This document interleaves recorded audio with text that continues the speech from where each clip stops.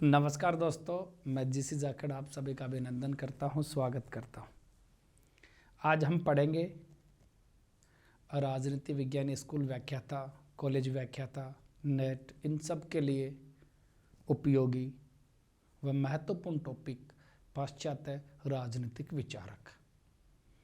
पाश्चात्य राजनीतिक विचारक, वेस्टर्न पॉलिटिकल थिंकर।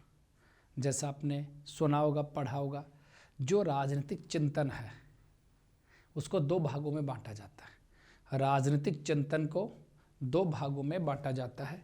कौन कौन से दो भाग होते हैं?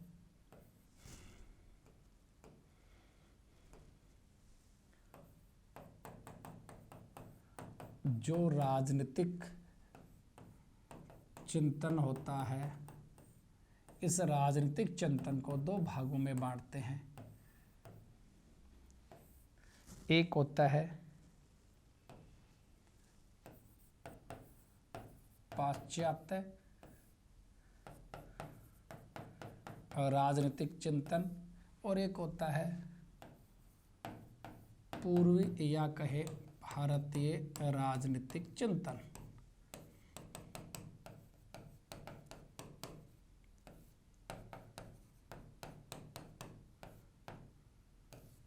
समझ पाए ना? यानी हम राजनीतिक चिंतन को दो भागों में बांटते हैं, दो भागों में अध्ययन करते हैं, जिसमें एक भाग होता है पाश्चात्य राजनीतिक चिंतन का, एक भाग होता है भारतीय राजनीतिक चिंतन यानी पूर्वी राजनीतिक चिंतन। तो पाश्चात्य राजनीतिक चिंतन बहुत महत्वपूर्ण है। राजनीति विज्ञान का जनक जैसा कि आप मानते हैं, जैसा कि आपने पढ़ा है, सुना है, अरस्तु को कहा गया, जो यूनानी विचारक थे। राजनीतिक दर्शन का पिता जैसा कि आपने पढ़ा है, सुना है, प्लेटो कहा जाता है। तो सवाल यहाँ ये उठता है कि साहब ये राजनीतिक चिंतन की शुरुआत यूनान से ही क्यों हुई, पाश्चात्य देशों से क्यों हुई, ये सारी बात करेंगे। यूनानी चिंतन या राजनीतिक चिंतन की शुरुआत कब से मानी जाती है, ये बातें करेंगे। ये हमारी क्लास उन सभी विद्यार्थियों के लिए बहुत उपयोगी होगी जो राजनीति विज्ञान का अध्ययन करना चाहते हैं। अभी तक उन्होंने कुछ पढ़ा या नहीं पढ़ा, ये इस क्लास के लिए कोई मायने नहीं रखेगा। ये उन विद्यार्थियों के लिए बहुत उपयोगी होगी जो जीरो से पढ़ना चाहते हैं। हम धीरे धीरे स्टेप बाय स्टेप पढ़ेंगे, क्योंकि हम विद्यार्थी जो होते हैं, वर्तमान दौर ऐसा चल रहा है कि वो बहुत कम अध्ययन करके अपनी MA PG की डिग्री लेते हैं। जैसा कि हमारे राजस्थान में एक प्रचलन है 1 वीक सीरीज का। तो 1 वीक सीरीज के कल्चर के विद्यार्थियों के लिए बहुत उपयोगी रहेगी। यानी जो टॉपिक आपने अपने PG या UG क्लासेज में नहीं पढ़ा, वो आप बड़े धैर्य के साथ जीरो से आप पढ़ पाएंगे। तो हम सबसे पहले शुरू करेंगे पाश्चात्य राजनीतिक चिंतन, कि पाश्चात्य राजनीतिक चिंतन की शुरुआत कब होती है, कैसे होती है, वो बात हम करेंगे।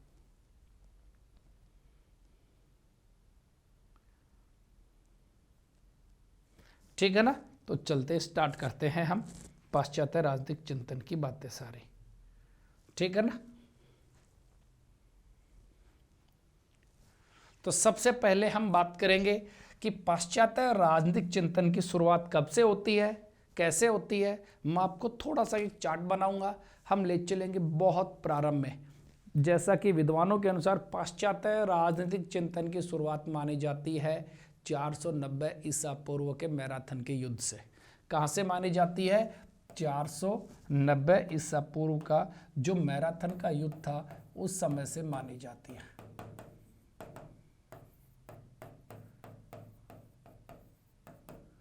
मैराथन का युद्ध,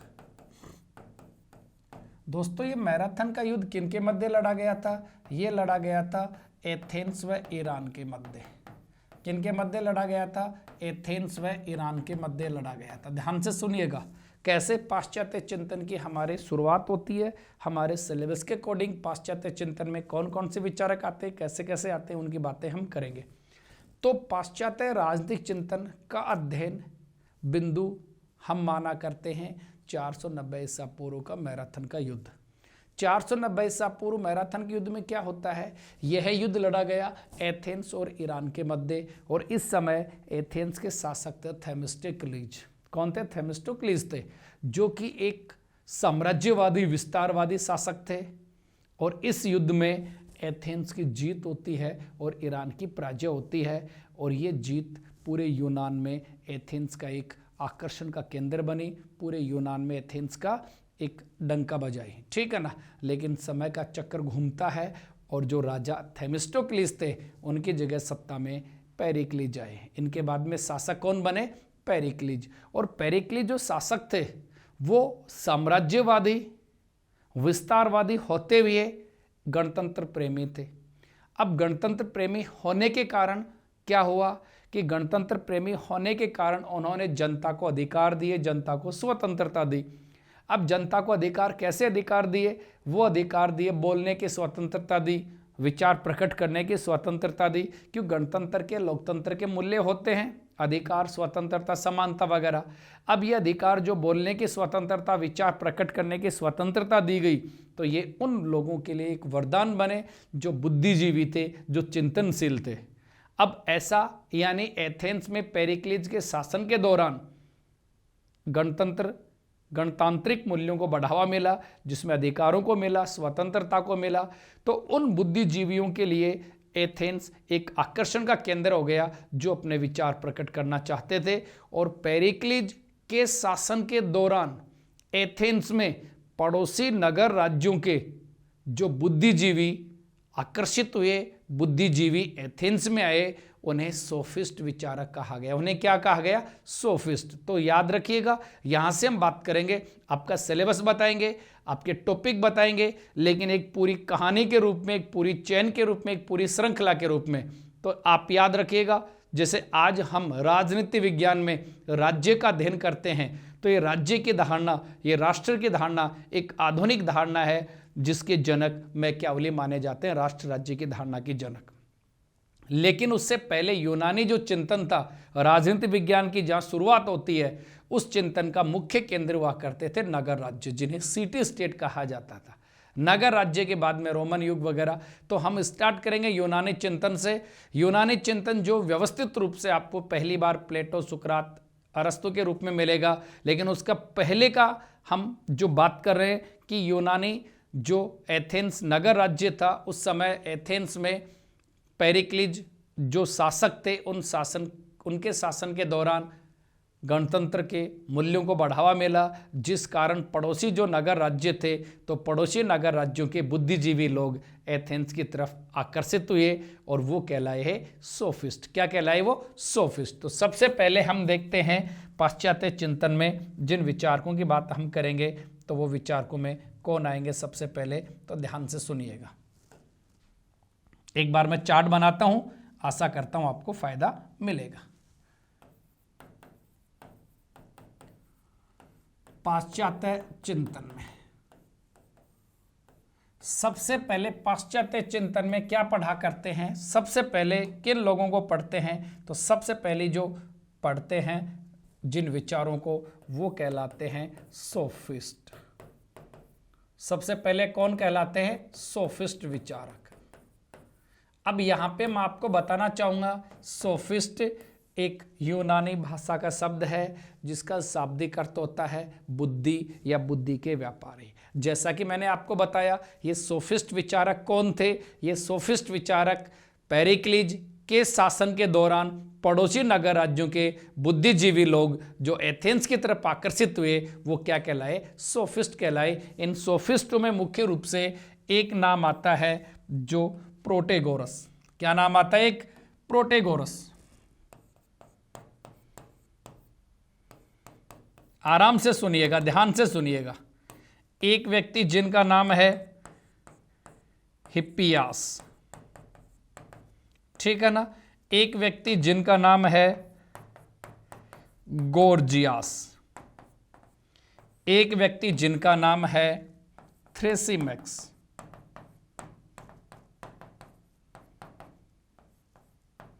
ठीक है, दोबारा से आपको रिपीट कर देता हूं मैं, यानी ध्यान से सुनिएगा। एथेंस में पेरिक्लिस के शासन के दौरान जो बुद्धिजीवी एथेंस की तरफ आए, पड़ोसी नगर राज्यों के, वो क्या कहलाए? सोफिस्ट विचारक कहलाए। इन सोफिस्ट विचारकों का मुख्य काम था, ये बुद्धिजीवी थे, बुद्धि के व्यापारी थे।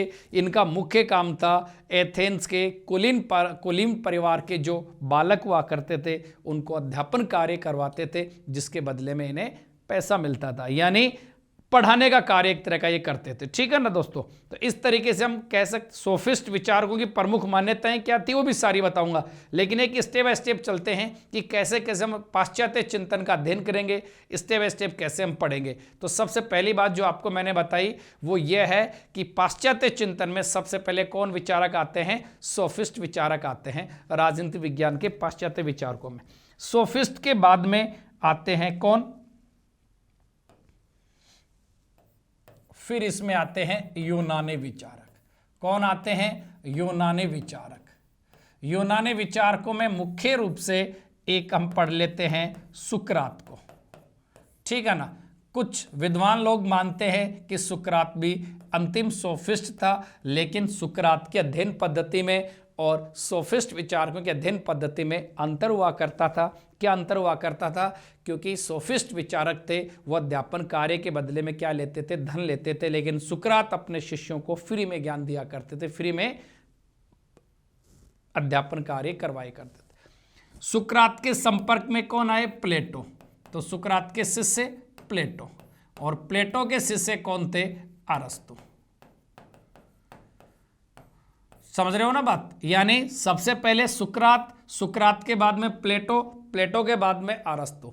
यहां यह भी मैं आपको बताऊंगा कि सुकरात के चिंतन का प्रभाव प्लेटो पे पड़ता है, प्लेटो के चिंतन का प्रभाव सुकरात पे पड़ता है। तो प्लेटो पर सुकरात के किन विचारों का प्रभाव पड़ा, या सुकरात ने कौन कौन से मुख्य विचार दिए जो प्लेटो ने ग्रहण किए, ऐसे ही प्लेटो के किन विचारों का प्रभाव अरस्तु पे पड़ता है, और अरस्तु किन प्लेटो के विचारों से प्रभावित थे। लेकिन अरस्तु और प्लेटो में एक बात और पढ़ेंगे हम कि अरस्तु प्लेटो के आलोचक भी थे। तो किन विचारों में असमानता थी, किन विचारों में समानता थी, यहीं पे हम आपको आगे ले चलते हैं। यानी यूनानी विचारकों में सुकरात, प्लेटो और अरस्तु। सुकरात के मुख्य विचार कौन से थे, प्लेटो के कौन से थे, अरस्तु के कौन से थे, वो भी मैं आपको बताऊंगा। लेकिन इसके बाद में इस पाश्चात्य चिंतन धारा में यूनानी विचारकों के या यूनानी चिंतन के बाद में दो विचारधाराएं जन्म लेती हैं, जिनमें एक विचारधारा का नाम क्या था? स्टोइक दर्शन या स्टोइकवाद कह सकते हैं। स्टोइकवाद या स्टोइक दर्शन, और एक है एपिक्यूरियनवाद। ये क्या आता है? एपिक्यूरियनवाद। स्टोइकवाद व एपिक्यूरियनवाद नाम सुना हो तो कभी? ठीक है ना? ये बात मैं आपको बताऊंगा। स्टोइकवाद का प्रतिपादक जीनो था और एपिक्यूरियनवाद का प्रतिपादक एपिक्यूरस थे। ठीक है ना? स्टोइकवाद किस बात पे बल देता है, एपिक्यूरियनवाद किस बात पे बल देता है, ये भी हम बात करेंगे। और यूनानी जो विचारक थे, यूनानी जो चिंतन था, यूनानी चिंतन के मुख्य मुख्य बिंदु क्या थे, और यूनानी चिंतन का राजनीतिक चिंतन पे क्या प्रभाव पड़ा, ये भी आपको बताऊंगा। लेकिन एक बार हम सामान्य परिचय कर रहे हैं, यानी हमारे जो पाश्चात्य राजनीतिक चिंतन है इसमें सबसे पहले हम सोफिस्ट विचारकों की बात करेंगे, सोफिस्ट के बाद में बात करेंगे यूनानी विचारकों की, और उसके बाद में बात करेंगे स्टोइकवाद व एपिक्यूरियनवाद। इसके बाद में यूनान का पतन होता है, और फिर इसके बाद में कहानी शुरू होती है रोमन विचारकों। किसकी कहानी शुरू होती है? रोमन विचारकों की। और रोमन विचारकों में कौन कौन पढ़ेंगे? रोमन विचारकों में जैसे तीन मुख्य रूप से पढ़ेंगे हम, जिसमें एक आ जाते हैं पोलिबियस। क्या आ जाते हैं? पोलिबियस। एक आ जाते हैं सिसरो, और एक आ जाते हैं सेनेका। कौन आ जाते हैं? सेनेका। दोबारा से आपको बताना चाहूंगा, यूनानी जो चिंतन है उसके इतिहास में सबसे पहले हम बात करें किसकी? सोफिस्ट विचारकों के। सोफिस्ट विचारक क्या थे, क्या इनके मूल विचार थे, क्या इनकी मूल मान्यता थी, वो आपको बताऊंगा मैं। सोफिस्ट के बाद में आते हैं यूनानी चिंतन, जिसमें आरंभ सुकरात से। सुकरात की चिंतन पद्धति से प्रभावित हुए प्लेटो, और प्लेटो से प्रभावित कौन हुए? अरस्तु हुए। क्योंकि प्लेटो की जो अकादमी थी, जो शिक्षण संस्था थी अकादमी, उसमें अरस्तु प्रवेश लेते हैं। और अरस्तु किसके शिष्य थे? प्लेटो के। अरस्तु के शिष्य कौन? सिकंदर। यूनान का पतन क्यों होता है, किन कारणों से होता है, वो बताऊंगा आपको। यूनानी चिंतन के मुख्य बिंदु क्या थे, प्लेटो के मुख्य विचार कौन कौन से थे, सुकरात के कौन कौन से थे, ऐसा हम पढ़ेंगे। तो यूनानी विचारकों के बाद में कौन से विचारक आते हैं, कौन सी विचारधारा आती है? एक स्टोइकवाद आती है और एक एपिक्यूरियनवाद आती है। स्टोइकवाद में क्या है, एपिक्यूरियनवाद में क्या है, वो भी हम चर्चा करेंगे। स्टोइक का प्रतिपादक आपको जैसा बताया जीनो माने जाते हैं और एपिक्यूरियनवाद के प्रतिपादक एपिक्यूरस। ये दर्शन क्यों आता है? क्योंकि यूनानी विचारकों ने राज्य को महत्वपूर्ण माना। राज्य यानी नगर राज्य, नगर राज्यों के जीवन का अध्ययन किया। यूनानी विचारक प्लेटो और अरस्तु के अध्ययन का केंद्र बिंदु वहाँ के नगर राज्य थे। और जैसा कि अरस्तु ने भी माना और प्लेटो भी मानते हैं कि राज्य एक स्वाभाविक संस्था है, राज्य एक आत्मनिर्भर संस्था है, राज्य के अंदर रह के ही व्यक्ति अपना विकास कर सकता है, राज्य के बाहर नहीं। अरस्तु ने परिभाषा दी, राज्य सुरक्षा के लिए पैदा होता है और सद्जीवन की प्राप्ति के लिए बना हुआ है। कहने का मतलब मनुष्य को सद्जीवनी बनना है, एक वर्च्यू लेना है तो वो राज्य के अंदर रह के ही ले सकता है, राज्य के बाहर नहीं। इसी संदर्भ में अरस्तु कहा करते हैं ना कि वह व्यक्ति जो समाज में रहता है या समाज के बाहर रहता है, तो समाज के बाहर रहने वाला या तो पशु है या भगवान है। यानी मनुष्य कब बनेगा? जब राज्य में रहेगा। बात समझ पा रहे हो ना आप? यानी राज्य के प्रभाव को महत्वपूर्ण माना व्यक्ति की तुलना में। लेकिन जैसे ही यूनानी नगर राज्यों का पतन होता है, यूनानी नगर राज्यों का पतन क्यों होता है? क्योंकि मैसिडोनिया के राजा फिलिप ने अपने साम्राज्य का विस्तार करने के लिए यूनानी नगर राज्यों को खत्म कर दिया और अपना एक छत्र साम्राज्य स्थापित किया और उनकी इच्छा को और पूरा किया उनके बेटे सिकंदर महान ने। तो यूनानी चिंतन में इस बात पे महत्वपूर्ण बल दिया गया कि राज्य के अंदर ही सब कुछ है, राज्य के बाहर कुछ नहीं है। तो व्यक्ति के मन को खुश करने के लिए, व्यक्ति के विचारों को बदलने के लिए एपिक्यूरियनवाद और स्टोइकवाद आते हैं, जो ये कहते हैं कि नहीं, राज्य के बाहर भी व्यक्ति को आनंद मिल सकता है, राज्य के बाहर भी व्यक्ति सुखी जीवन व्यतीत कर सकता है। इसलिए उन्होंने सुखवाद की बात की, आनंदवाद की बात की, जिसको आगे हम पढ़ते हैं बेंथम के दर्शन में। अधिकतम लोगों का अधिकतम सुख की धारणा। तो पाश्चात्य विचारकों का लिंक हम बिठा के पढ़ेंगे, चेन हम बना के पढ़ेंगे, कहानी के रूप में हम पढ़ेंगे, तो आप बहुत कुछ समझ पाओगे। क्यों? क्योंकि राजनीति विज्ञान में अगर आपने विचारकों को समझ लिया तो उनके विचार समझ लिए, और विचार समझ लिए तो संकल्पनाएं समझ में आ गए, राजनीतिक सिद्धांत समझ में आ गए, उसके बाद में राजनीति में कुछ बचता नहीं है। इसलिए पहले मैं आपको पाश्चात्य चिंतन का अध्ययन करवा रहा हूँ। ठीक है, स्टोइकवाद देखा, एपिक्यूरियनवाद देखा। इसके बाद में क्या आता है? रोमन युग आता है। क्या आता है? रोमन युग। और रोमन युग में रोमन विचारक कौन कौन आते हैं?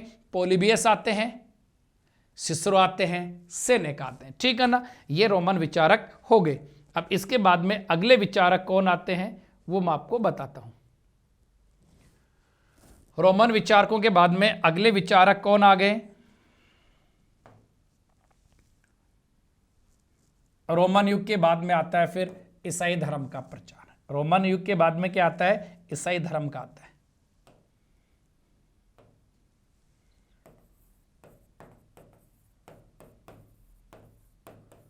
रोमन युग के बाद में क्या आता है? ईसाई धर्म आता है। ठीक है ना, सॉरी, ये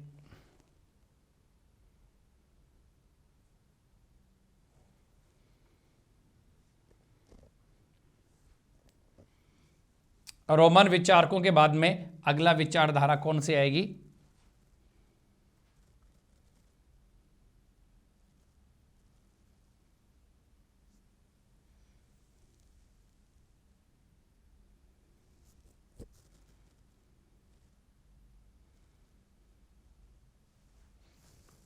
और रोमन के बाद में अगली विचारधारा आ गई, रोमन युग का अंत होता है और उसके बाद में अगले विचारक कौन पढ़ते हैं? हम अगले पढ़ते हैं फिर ईसाई धर्म का जन्म होता है। समझ गए ना। ईसाई धर्म का जन्म के कौन? ईसा मसीह। जैसा कि कभी आपने पढ़ा होगा, मैं जो रोमन विचारक थे उनके मुख्य विचार बताऊंगा मैं आपको, पॉलीबियस के मुख्य विचार बताऊंगा, सिसरो के मुख्य विचार बताऊंगा, सेनेका के मुख्य विचार बताऊंगा। रोमन युग ने राजनीतिक चिंतन को क्या देन थी वो भी हम चर्चा करेंगे। फिर उसके बाद में चिंतन के इतिहास में आता है, फिर क्या आते हैं? फिर आते हैं ईसाई धर्म का जन्म होता है। ईसाई धर्म के जन्म यानी प्रतिपादन करने वाले कौन थे? ईसा मसीह थे, जिनका जन्म पैलेस्टाइन में होता है। समझ गए ना। और वो एक यहूदी जाति में पैदा होते हैं, और ईसा मसीह जो पैदा होते हैं उस समय इस यहूदी जाति में बुराइयां थी, कुछ गलत आदतें थी। उन बुराइयों ख़त्म करने के लिए उन्होंने एक प्रचार प्रसार शुरू किया, और वो धीरे धीरे ईसाई धर्म के रूप में स्थापित होता है।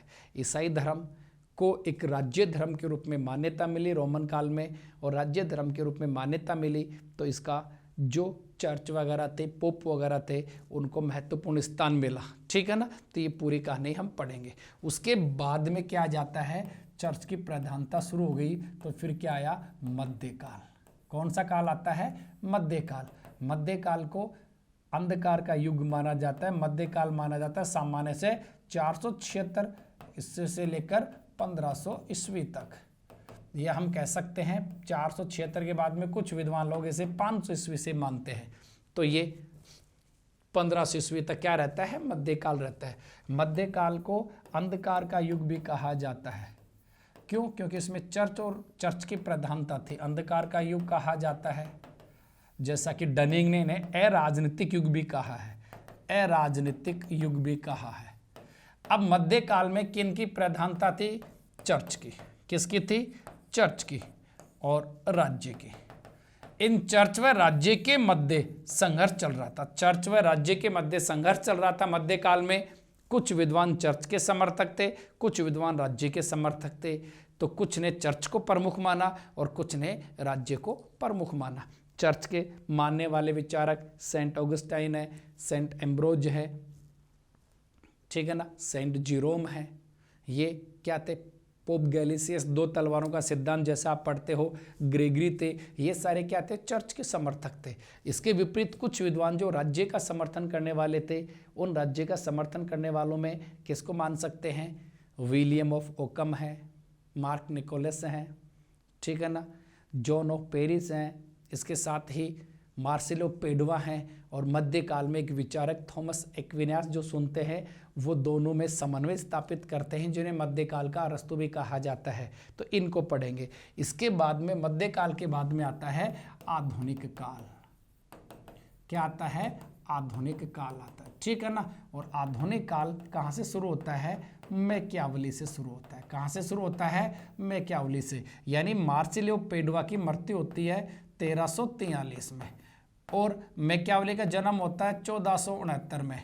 तो इस काल को कहा जाता है पुनर्जागरण का काल। इस काल को क्या कहा जाता है? पुनर्जागरण काल कहा जाता है। और उसके बाद में आधुनिक युग की शुरुआत होती है मैकियावली के जन्म से। अब आधुनिक युग में मैकियावली ने राष्ट्र राज्य की धारणा दी। किसकी धारणा दी? राष्ट्र राज्य की धारणा दी।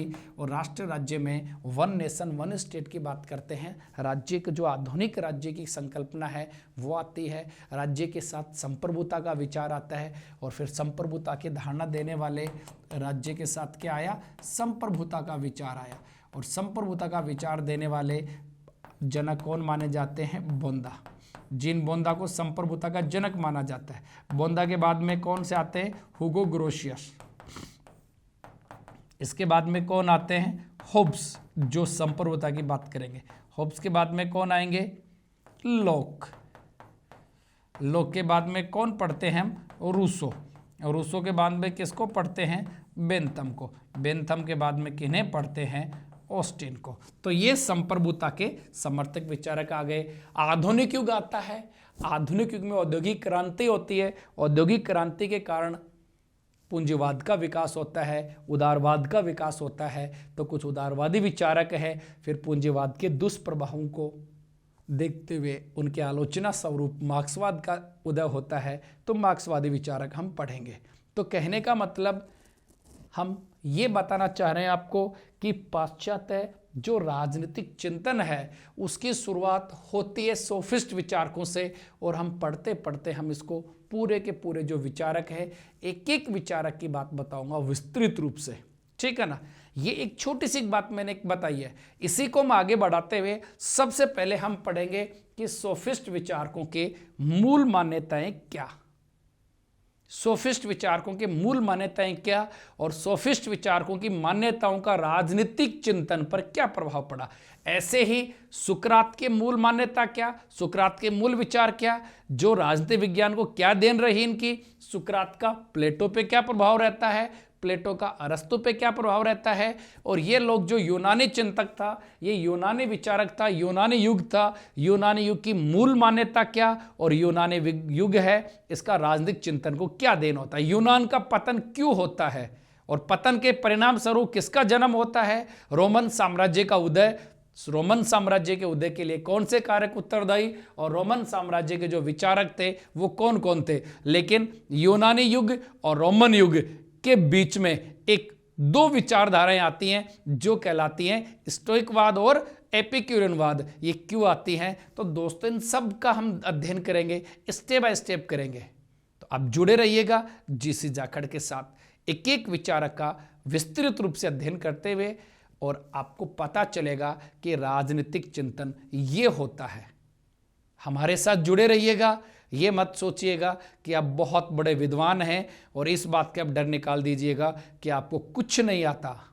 हम हैं, आपको सब कुछ आएगा, राजनीति विज्ञान सीखोगे भी और राजनीति विज्ञान के बारे में जानोगे भी। तो अपना अगले क्लास में लेंगे एक एक बात को, सोफिस्ट की क्या हैं और कैसे है। तो आज छोटा सा संक्षिप्त परिचय हमने दिया, आशा करते हैं समझ आया होगा। रजिस्टर ले लीजिए, पेन ले लीजिए, राजनीति विज्ञान इससे पहले पढ़ी और अब पढ़ोगे, अंतर अपने आप साबित कर पाओगे आप। धन्यवाद।